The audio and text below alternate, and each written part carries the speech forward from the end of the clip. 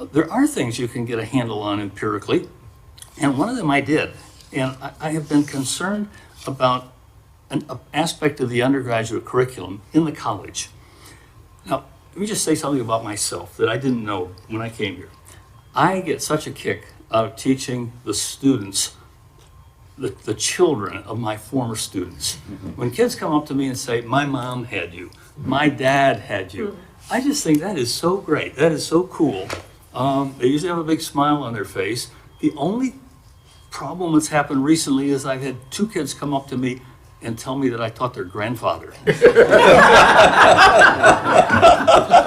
Just led me to go back to my office and have a good cry.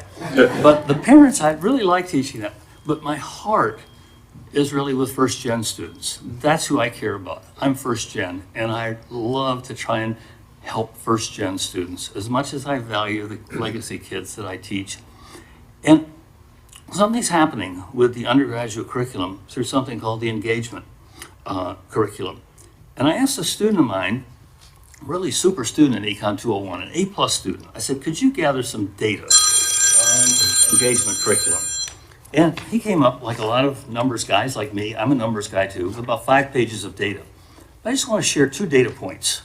It's 836 courses in the engagement curriculum. The average GPA across all 836, this is not survey data, these are real numbers, is 3.86. Rounded off, it's 3.9. Rounded off, it's 4.0. In other words, students taking the engagement curriculum, almost everybody gets an A or an A-. Now, is that a problem? Well, I'm an economist. I think about inflation. That's grade inflation.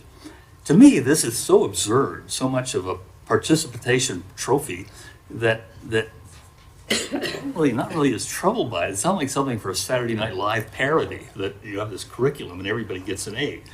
What concerns me is, remember I'm an economist, is I think a lot about alternative opportunities foregone.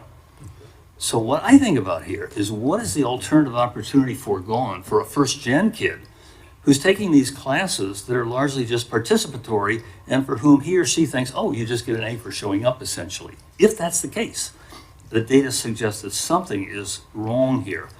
And I worry about the first gen kid who doesn't take Calc 2, who doesn't take a biology course, who doesn't take an art history course, because they are, to use another econ term, crowded out.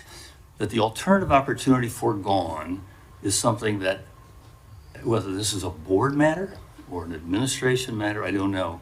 But as an economist, I worry about the alternative opportunities foregone of the engagement curriculum. There's something strange about 836 courses generating an average GPA of 3.9. Okay, I'll stop. You guys are up.